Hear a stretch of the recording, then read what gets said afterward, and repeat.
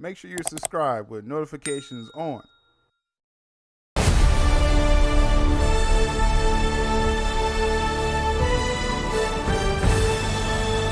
There was a series of questions. They had that recent press event, and I covered some of that press event on previous videos, but I want to catch up on some of the Superman stuff that he said. Then we'll get to the test screenings. All right. So Gunn was asked at this press event following the completion of Superman and production moving forward on Supergirl and Lanterns, did the narrative story shift at all from what was originally discussed? Like, did he adjust his plan? Because it was a 10-year plan when Zaza was talking about this in 2022, and then it became an 8-year plan after Gunn got hired. Now Gunn saying it's a 6-year plan, culminating with the 2031 New Frontier Justice League project crossover, right? That's the plan. And then again, from there, they can do another arc after that. It's good they're shortening that. But did the story change? Gunn says, no, not really. Basic plan is still basically the same, exactly the same. Some things shift a little as you go along. You find these characters that have a certain magic to them, whether it's in writing the character or performance of the performer. So those things shift. Maybe you expect one character to play an important role in a movie. That's 2 movies away. But then you find out it's better if a different character instead. Things like that is very fluid. And hey, say what you want about James Gunn. He changes his mind a lot. Yes, he does. He does. He does change his mind. But that's what he's saying right there. He's very fluid. And for the DC brand, and Warner Brothers is notorious for, kind of being reactionary, but you do got to lean on what works. You put out this Superman film, and what if everyone's not rocking with Hawk Girl? You got Guy Gardner in there. You already got him in the Lanterns, but you can't hit your wagons with all these characters. I think we'll talk about Mr. Terrific in a moment. You can't hit your wagons too soon with a lot of these characters. You do got to go off what the audience wants. We already know they want Batman. Now, that's one thing. Do they want Superman? Like, does he need a solo project again after a sequel? Or do you got to put him in team-ups after this? The audience is going to decide that this summer, right? Gunn was then asked about upcoming ensemble films, whether Superman will be considered an ensemble movie. I do not think of Superman as an ensemble film. I do, and we'll talk about that in just a moment, about the test screenings. It's about 3 characters: Superman, Lois, Lex. Those are the 3 characters. Everybody else serves the story. Every single frame of the movie is about Superman's story. Like, it's about his personal journey. It isn't Guardians of the Galaxy. Every character has their arc, like I would have in any story, but it really is about Superman. And Gunn is kind of trying to convince us, again, I'll talk about the test screen in just a moment here. This is Gunn getting ahead of, apparently, it could be some possible criticism of his first test screening that we will definitely touch on. Your casting is crazy. Supergirl, no, Supergirl, that's the one people can't front on. Again, I understand with the Superman stuff. It's like, are you convinced that we had Cavill before? I get that. Any questions with Superman is warranted, and it has to perform. But Supergirl, I think they're knocking it out of the park with that. That's going to do Man of Steel numbers, Supergirl. So what that means with Superman, this Superman film, will he be the face of this DCU run? His film's going to determine that. They may just, if anyone watched the New Frontier animated film or read the comic, Superman is kind of sidelined for a minute in that project. Is that what he's going to be in the DCU? That's what I'm saying. This isn't the end-all, be-all of the DCU.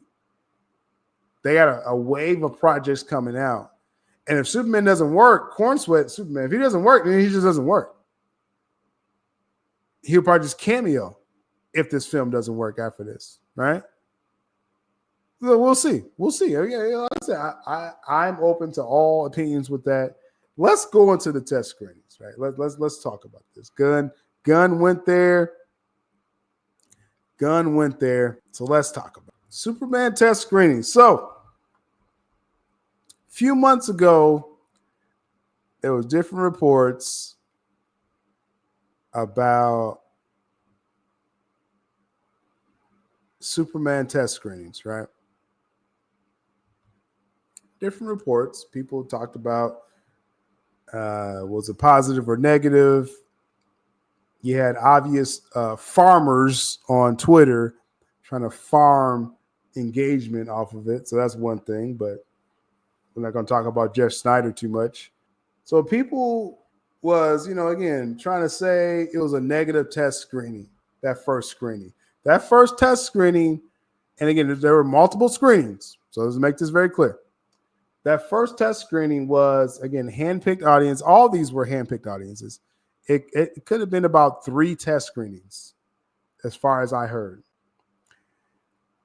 That first one, again, all handpicked, and it had WB execs in there as well. The response of that first test screening was, according to what I was told, it felt like an ensemble film. Now, it's funny, Gunn made these comments. I just read the article. That's why I read the article first, because I want you to see Gunn was getting ahead of, because these screens were starting to leak out. I talked to a couple people about it. There's other accounts that will probably grift this, and they will talk about what they heard as well. But so it's getting out there. That first screening, from what I was told, felt like an ensemble. It felt like Corn Sweat Superman was getting lost in the sauce. That's a quote. I don't talk like that. Lost in the sauce. But and immediately after that, if you remember, I covered this in real time. Gunn all of a sudden was doing reshoots or additional photography or pickup shots. See, all these terms mean the same thing. People use it interchangeably. Reshoots, additional photography, pickups. Gunn was like, it wasn't like a major thing, guys. It was just, a little thing here and there. It was additional photography, Gunn. Okay. That's what it was. You can make it as massive or as little as you want. But the first test screening, David Cornsweat, who, he's not a big star. He's relatively unknown to the mainstream, audience, right? Cinephiles know David Cornsweat. You watch films all the time. You know his smaller roles. He's a great actor. I think he's going to do great as Superman. But the general audience, the large general audience, they don't know David Cornsweat. And so in that first cut of the film, he was lost in the sauce. It was about Nicholas Hoult, Rachel Brosnahan. Those are the standouts of that first cut. And Mr. Terrific, according to what I heard. So Cornsweat, just again, they didn't say like, he's like getting like out acted or anything like that. It's the presence of all these elements in this film. And yes, it's a Superman story, but maybe you want to highlight him a little bit more. And again, this is the first test screening. 2 and 3, I don't have full information about those things, but that the fact that the feedback to Gunn was Cornsweat is lost in the sauce, I'm assuming Gunn fixed that. So maybe the additional photography was kind of highlighting Cornsweat a little bit more, kind of showing he's the star of this a little bit more. Again, he's relatively unknown to the mainstream audiences. And so that's probably what the criticism was. Now, that first test screening, it also had people who were saying positive things overall. Gunn is bringing the action in this Superman film. And that was one thing that I, really was hoping Gunn leaned into the action part of this Superman film. It sounds like he's doing that. But again, those who's criticizing, there's so many characters and things like that, that seems to be warranted concern.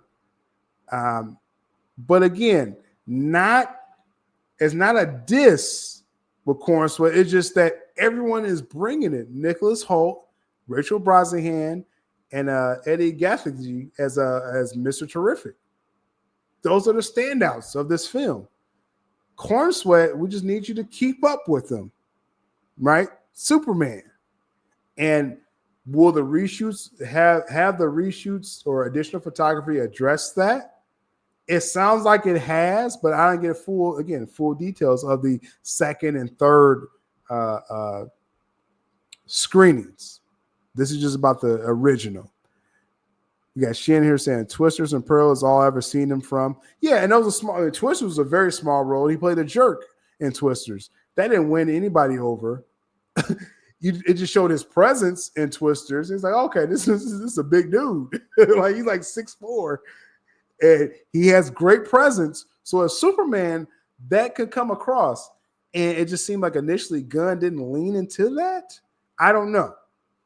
But that's, again, how it came across in the first test screening.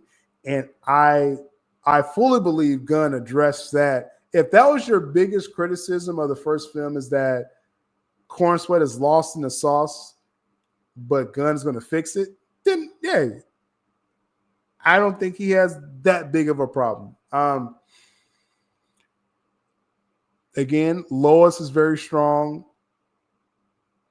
Nicholas Hoult Lex, Mr. Terrific, all high points of that first test screening, and again, all indications that Gunn put that to use. He just said that in his quote. He's learning all the time, stuff like that. Yeah, because that first test screening, it didn't go over as well as he wanted it to. But I do believe, he did enough pickup shots to at least highlight Corn Sweat or cut back on some of the Lex. Because I think Lex is going to dominate this film. And Lois is going to be pretty strong as well. So we'll see. That's my guess. If I'm going to guess something as far as how did Gunn fix this, more pickup shots on Corn Sweat and probably, kind of cut some of the Corn Sweat. Nicholas Hoult overall. They can't stand looking at the suit. Hey. That is what it is, man. But that's the report as far as the test screenings overall. So outside of that, because that was the biggest negative, which is interesting, right? Like I'm very interested on, because I was talking about with Brave New World, I couldn't talk about it as openly because again, I was like on record as a person that saw the screening, so I couldn't talk about it as much until it came out. One of the criticisms in Brave New World was not enough Red Hulk. And then not enough action from the screenings. And so I was like, oh, that's kind of damning because like if you don't shoot more action, and this was after the Giancarlo Esposito stuff was added in, and it still was like, this ain't enough. And I was like, okay, this film ain't gonna do that well because you can't fix that. With Gunn's Superman, you already had the action. He got the action in there. But it's Corn Sweat. It's singularly on, again, lost in the sauce is the term. It's the term that we got right there. So, but overall the film, action, heart is what I'm just quoting here. It has action, it has heart. It's definitely advertising the DC brand, Like that was a story I did 2 years ago. I said this was going to be a showcase, a DC showcase. Yes, this is what this film is. And it could be, again, to the detriment. Again, this is all going back to Lost in the Sauce corn sweat. Because Gunn's trying to do multiple things in this film. But if that's the worst criticism, then I think he could easily fix that. I think he could easily fix that. And I think this is going to be a very interesting DC film when we get it. I almost can assume the critics are going to like it, right? Because it's going to, again, going to have that heart. Gunn is a good storyteller. He's going to put heart in any story that he puts out there. So the critics are going to like it. It's up to the audience score. Just like with Brave New World. This is what I said. Brave New World, the critics hated it. That's one thing. So that was a knock. But what about the audience? The audience was lukewarm with Brave New World. So it's suffering the box office because of that. Superman is probably going to get, likely going to get the critics liking it. It's going to be up to the audience score if this is a $500, $600 million film or is this an $800 million film. I don't see any world, just hearing what I heard about the film, I don't see any world where it makes $1 billion. I don't see it personally. If the audience likes this film, this is an $800 million film from what I heard, with the action, with the heart that Gunn brings to his stories, the vast range of DC characters in it is going to satisfy, I feel, DC audiences, just overall, right? Those who don't hate Gunn, because those that hate Gunn, you're not going to like, you're going to be, those that hate Gunn, they're going to be just like, it's not enough Superman. I think it will be, but I'm just saying. That's going to be a knock that people will have. Overall, I think it's going to have the action and the heart, and it's going to showcase DC. And I think that's at the very least a $600 million film. If the audience likes it, it's an $800 million film. And that's probably where it'll stop, because Fantastic Four, I think, is going to take over the entire summer.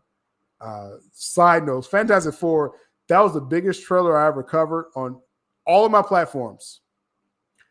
And just then these leaks today that we talked about earlier with Marvel, Fantastic Four is going to be pretty big overall.